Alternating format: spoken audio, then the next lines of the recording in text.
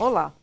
Familiares de pessoas com epilepsia e esclerose múltipla, entre outras patologias, têm rompido a barreira do preconceito contra os remédios extraídos da cannabis sativa, a maconha. Entrando com ações nos tribunais pedindo a liberação para cultivar a planta em casa ou importar remédios, se unindo em associações, lutando para provar que se trata de um remédio eficiente para muitas doenças, elas começam agora a colher as primeiras vitórias. A Anvisa aprovou o registro do Mevatil para esclerose múltipla, o primeiro remédio à base de maconha aprovado no país. É um passo básico para se liberar as pesquisas que já estão em andamento, mas que esbarram em várias proibições. Daí, podem surgir medicamentos eficientes para atacar males que afligem muita gente, especialmente crianças.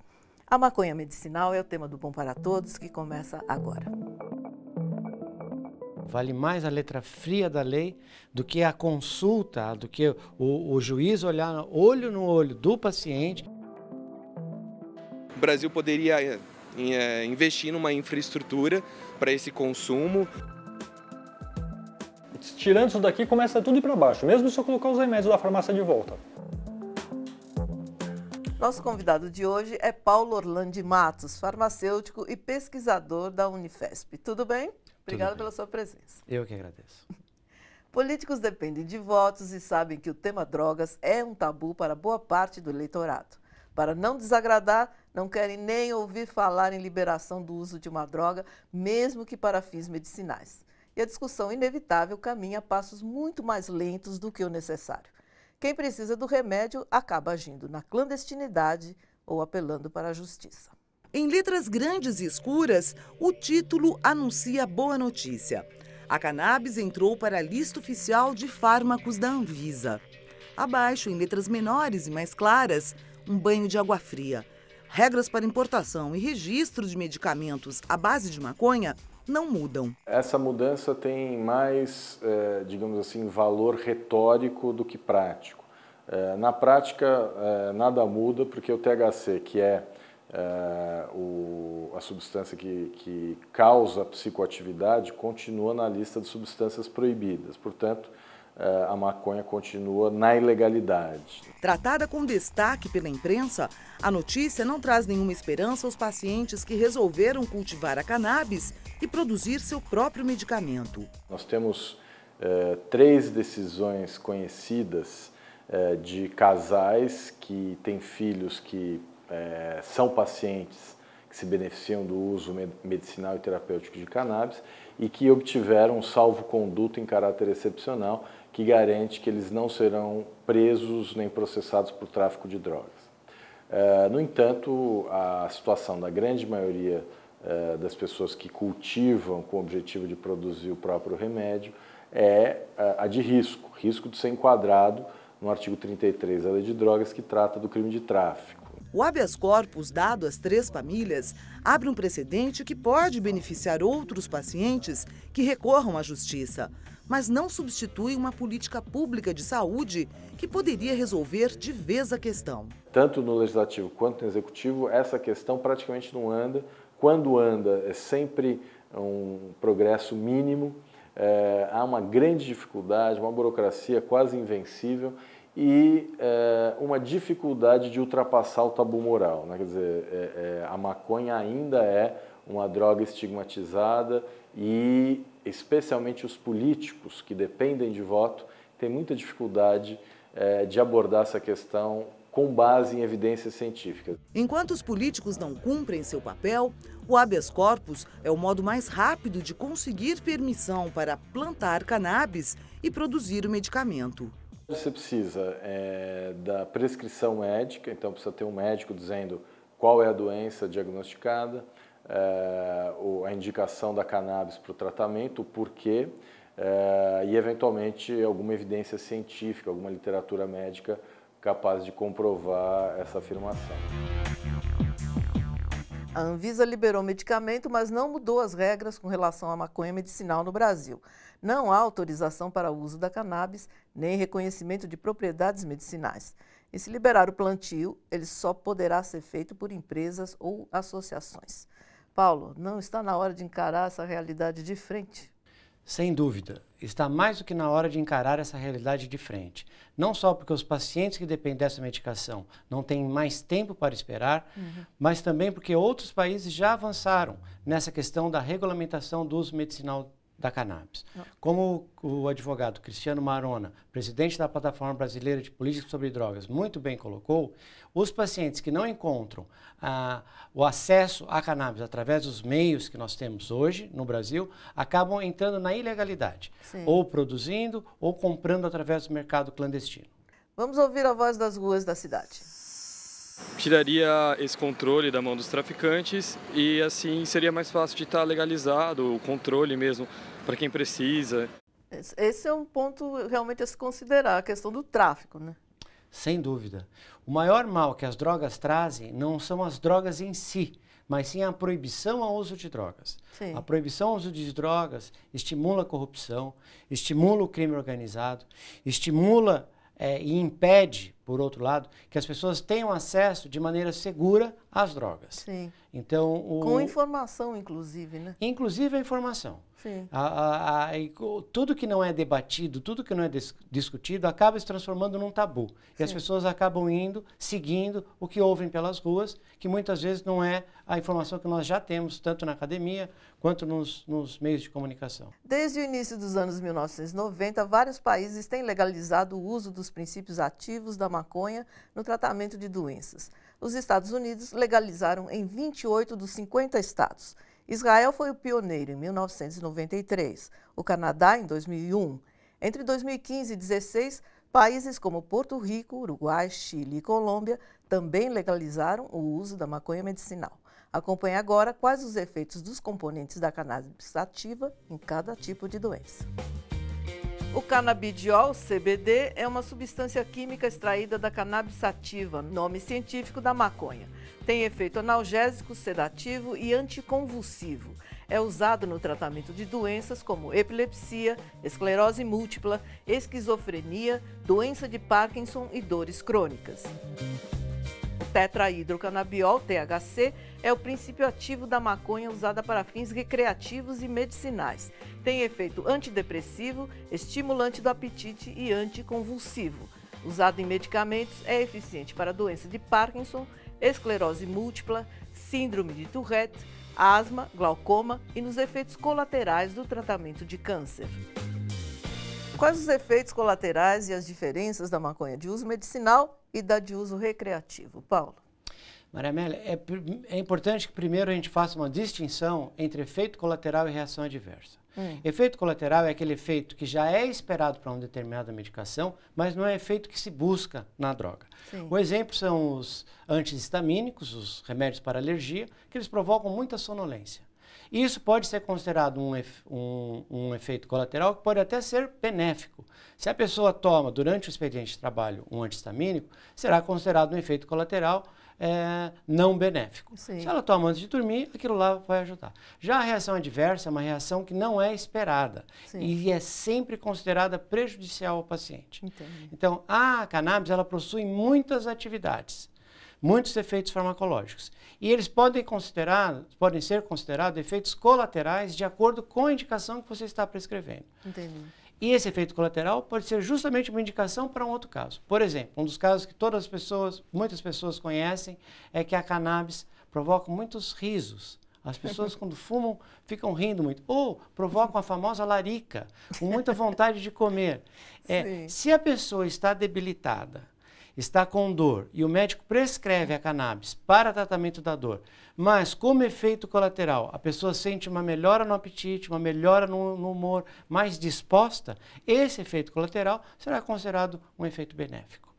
Então não há muito problema em ter efeitos colaterais, depende da indicação para a qual está te indicando. Já as reações adversas, elas são realmente problemáticas, todos os medicamentos apresentam reações adversas para uma pequena parcela da população. Sim. A cannabis também, para algumas pessoas, não é indicado, mas mesmo esses efeitos adversos, normalmente não são graves. E é possível que o médico, através da anamnese clínica, através da consulta, ele veja se aquela pessoa, apenas pela visita ao médico, se ele pode ou não, se ele terá problemas, poderá ter problemas ou não com o uso da cannabis. Quanto às diferentes variedades da cannabis, ela é uma planta muito versátil. Sim. Muito versátil. Tem dois exemplos que eu vou bem rapidamente colocar. Um é quando a gente pensa em fruta, a fruta laranja. Há vários tipos de laranja. Laranja pera, laranja lima, laranja bahia, laranja azeda. Cada tipo de laranja tem uma indicação. Sim. A gente não usa laranja azeda como sobremesa, a não ser na forma de doce, a gente usa para fazer doce. A cannabis ela tem mais de 800 variedades. Nossa. A gente costuma chamar de cepas. São 800 variedades distintas, com uma combinação de princípios ativos diferente em cada uma das cepas. Sim. Por isso é muito importante que a gente conheça, tenha estudos, tenha pesquisa, para saber de qual cannabis a gente está falando, qual que a gente está indicando para o paciente. Agora, quanto à cannabis que é usada para fins recreativos e para fins medicinais, é que, dentre esses componentes ativos, a cannabis ela tem mais de 100 canabinoides, além de flavonoides, terpenoides, que também são ativos. Ele tem dois principais, um é o THC e outro é o CBD. O CBD não é psicoativo, ele não dá o barato. Então, ele não é usado para fins recreativos. Já o THC, além de ele ter indicações para uso medicinal, uma série de indicações, ele também dá o barato. Ou seja, faz você dar risada, faz você esquecer dos seus problemas, faz melhor o seu apetite, faz você olhar de uma maneira mais leve para a vida, muda o seu humor. Que nos parece que é isso que as pessoas buscam quando fazem uso recreativo da cannabis. Sim. Que também pode ser considerado, em alguns casos, como eu disse antes, um uso medicinal. No próximo bloco, o desafio de viver com uma doença que depende de um medicamento com composto proibido no país. Dói muito. Eu não aguento, cara. Essa doença acabou comigo.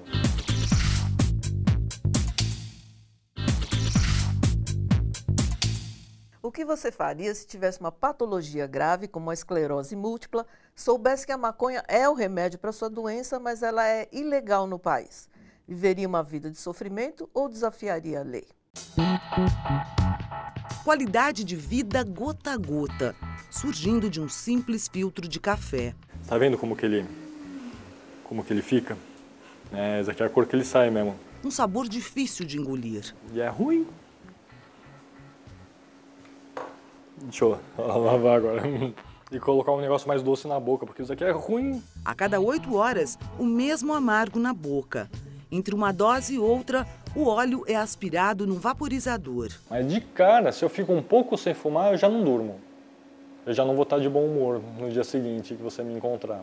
Eu já não vou dormir por quê? Porque eu vou ter um monte de dores, vou ter choques, os negócios da esclerose múltipla, eu vou ter mal-estar. Tirando isso daqui, começa tudo ir para baixo, mesmo se eu colocar os remédios da farmácia de volta. Que eu substituí ela por um monte de remédio, mesmo que eu colocar eles de volta, a qualidade de vida cai imensamente, eu volto a virar um vegetal. Entre ficar numa cama vegetando e viver na ilegalidade, Gilberto resolveu encarar todos os riscos. Pouco depois do diagnóstico de esclerose múltipla, mergulhou numa pesquisa sobre uso medicinal da cannabis e investiu no plantio da maconha. Adaptou toda a casa. Aqui eu tento imitar o que é na natureza para a planta. Então eu preciso de vento, eu preciso de luz, preciso de água e preciso de terra. Aqui é a parte onde eu tenho as mães, as crianças, aqui eu tenho as madres, as bebês enraizando, os clonezinhos. Ela está mais ou menos com 1 mês de flora, falta ainda mais uns 15 dias, mas ela... Então tá chegando mais remédio aí. Essa produção que eu tô meio numa produção meio justa para mim, porque uma parte dela eu fumo, e uma parte eu produzo óleo, O óleo, o rendimento do óleo é de 10% disso que você está vendo, Então precisa de muita flor, E não pode usar tanto espaço assim, Gilberto tentou legalizar sua pequena plantação na justiça, mas não teve sucesso. O juiz ele disse que estava acima da capacidade dele e que ele não podia decidir e deu como encerrado. Na luta pela descriminalização da cannabis, do seu uso medicinal e do plantio individual, Gilberto não esconde a esclerose múltipla e muito menos os métodos que utiliza para conseguir viver bem apesar da doença. Mas tem receios. Fica sempre, Fica com receio, Dói muito. Eu não aguento, cara, essa doença acabou comigo. Se a gente está conversando aqui, oferecer café, tá tudo legal, porque eu estou sob o efeito, senão eu não aguento as dores que eu tenho normalmente, que não param, são dores o tempo todo, né? Mesmo que eu voltar a tomar os remédios da farmácia, eles não são bons que nem a cannabis. Gilberto Castro é um paciente muito corajoso, merece todo o nosso respeito, porque quando ele começou a usar cannabis em 2010, ele estava já num grau muito avançado da esclerose múltipla. A previsão de sobrevida dele era curta, não sei te dizer quantos anos, mas era curta. Através do uso da cannabis, primeiro comprando no mercado ilícito a cannabis produzida no Paraguai, procurando a universidade, nos procurando para ver como fazer a extração, como produzir, como ter garantia da qualidade daquele produto, ele conseguiu criar uma consciência junto a outros pacientes que sofrem também de esclerose múltipla, de que a cannabis pode ser uma solução. No caso dele, hoje, ele já superou todas as expectativas de sobrevida. Ele continua fazendo tratamento com a quimioterapia e a cannabis também ajuda para tratar os sintomas da quimioterapia. E como eu disse, ele é muito corajoso porque ele não recebeu autorização, mas eu considero que ele está certo e eu faria a mesma coisa. E acho que se hoje alguma autoridade for até a casa do Gilberto para buscar, ele está aparecendo na televisão, ele está lá produzindo, uma boa parte dos pacientes que utilizam a cannabis chegariam à delegacia onde ele fosse levado antes do Gilberto. Porque os pacientes hoje estão conectados através de uma rede de WhatsApp, todos se apoiam. A gente tem nessas várias redes pelo Brasil todo mais de 1000 pacientes tratando, fora os que já têm autorização da Anvisa, que passa de 1.500 pacientes. Agora, Paulo, a gente vendo aí a situação dele, é óbvio, é evidente que ele está tomando porque ele tem uma doença e está tendo resultado com isso. Nenhum juiz leva isso em consideração, quer dizer, a letra fria da lei equivale, mesmo diante de tal evidência? Infelizmente, parece que esta é a verdade do que vale. Vale mais a letra fria da lei do que a consulta, do que o juiz olhar olho no olho do paciente e falar, não, seu caso é. Além disso, o caso dele foi embasado por uma série de atestados médicos. Ou seja, quando o juiz se exime da responsabilidade, diz que está além dele, é necessário que a gente avance pela judicialização do direito de cultivar para a segunda instância, terceira instância, até o Supremo, porque é um direito. A lei no Brasil hoje, ela já permite, a lei permite que a pessoa cultive para uso medicinal. Só que a lei, a 11343, ela não foi regulamentada. E é o que a Anvisa está procurando fazer agora, regulamentar para que essas pessoas não vivam na clandestinidade. Óbvio. Nas ruas da cidade, uma voz a favor da descriminalização da maconha. A gente não pode ignorar um problema que já está aí. As pessoas já consomem, já tem um uso deliberado disso, dessas e tantas outras drogas. O Brasil poderia investir numa infraestrutura para esse consumo, para essa produção também, arrecadar tributos em relação a isso e regularizar. Pois é, uma voz sensata. Não é isso? É verdade. Ele disse descriminalização. Existe uma diferença básica entre descriminalizar e legalizar. Descriminalizar é deixar de ser crime. Hoje é crime ainda no Brasil. Você tem que pagar uma multa se você... Então, o primeiro passo seria, talvez, a descriminalização. Só que se a justiça e o legislativo demorar tanto para avançar em relação à descriminalização, a hora que eles forem propor descriminalização, já teríamos chegado na hora da legalização. A legalização depende da regulamentação. E isso é o que a Anvisa tem procurado fazer agora, ver como regulamentar toda a cadeia produtiva da cannabis. Tomara. Será que a descriminalização da maconha pode incentivar o seu uso? Acho que é bom, né? Medicinal. Acho que por um lado, sim. E por outro? Não. Por quê? Porque influencia, né? As pessoas mais novas a usar, ficar liberado também, né? Pra quem não precisa. Esse é um velho tabu, né, Paulo? Essa não é uma justificativa para não regulamentar, para não legalizar, porque aumentaria. E a gente vê também que nos estados dos Estados Unidos, que já legalizaram o uso adulto para maiores de 21 anos, 18 anos, não houve um aumento do crescimento de uso imediatamente após. Um exemplo clássico é o do Colorado, que em 2014 iniciou as vendas ao público adulto. Já desde 2010 ele tinha para o uso médico e não houve um aumento do consumo. Ao contrário, houve uma diminuição do uso por adolescentes. E foi um efeito muito interessante que eles chamaram de efeito de desglamorização. Porque eles... Tudo que é proibido é melhor? Esse é o caminho de analisar. Primeiro, que tudo que é proibido tem um saborzinho melhor, diferente. E segundo, porque eles começaram a ver muitas pessoas fazendo uso médico da cannabis. Então, são pessoas idosos, pessoas que sofrem, como o Gilberto. A gente percebe que ele está fazendo uso médico da cannabis. Sim. Então, todo aquele tchan de vamos fumar maconha, né? Tá tão fácil, tem lá, não quero. Incrível. É muito interessante isso. Acompanhe agora as informações sobre o medicamento à base da maconha medicinal que começa a ser comercializado no Brasil. O Mevatil, distribuído no Brasil em forma de spray, será fabricado no Reino Unido. É indicado para o tratamento da espasticidade moderada a grave relacionada à esclerose múltipla. É contraindicado para gestantes, idosos, portadores de epilepsia ou usuários de maconha. No Brasil, o Mevatil será comercializado com uma tarja preta e sua compra será condicionada à prescrição médica. A compra do remédio estará condicionada à prescrição médica. Será que o estigma em relação à droga não será um empecilho para que seja receitado, Paulo? Começará a ser comercializado o Mevatil, que é o Sativex lá fora. É um medicamento produzido a partir de 2 cepas diferentes de cannabis e misturadas com equivalentes quantidades de THC e CBD.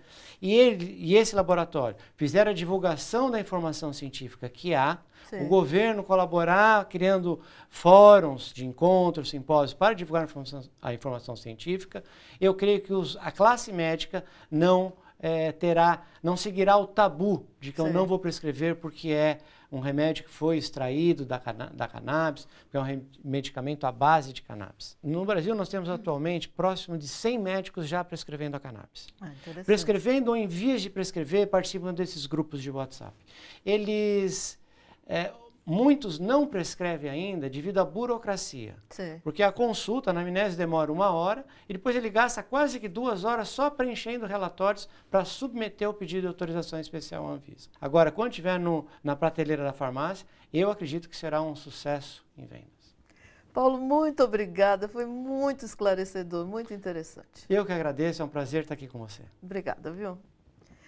Quer enviar a sua pergunta para o nosso programa? Acesse a nossa página no Facebook. Você pode anotar dicas e acompanhar toda a programação da TVT também pelo nosso site, tvt.org.br. Para o professor da Unicamp, o psiquiatra Luiz Fernando Toffoli, a proibição do uso da maconha faz mais mal à saúde do que a própria droga. Proibir significa, antes de tudo, encarceramento em massa, depois doenças. O usuário de drogas ilícitas é estigmatizado e não procura o serviço público de saúde. O desconhecimento dos princípios ativos da droga, pela falta de regulamentação, causa danos muitas vezes irremediáveis. Regular para o uso medicinal ou recreativo é encarar a questão por um ângulo menos moralista e mais científico. Se a proibição desde sempre fracassou, está na hora de rever conceitos. Países do primeiro mundo já se abriram há muito tempo para as pesquisas do uso da cannabis medicinal. Já fazem seus remédios e lucram com isso. Se as pesquisas estão apontando para a eficiência do medicamento, não há razão nenhuma para a proibição. O primeiro deles está chegando às farmácias e ao SUS, o Sistema Único de Saúde. Que seja uma porta aberta para a produção de outros remédios que já se sabe são capazes de aliviar os efeitos do glaucoma, de convulsões, epilepsia, câncer, AIDS e muitos outros. O Bom para Todos fica por aqui. Até a próxima!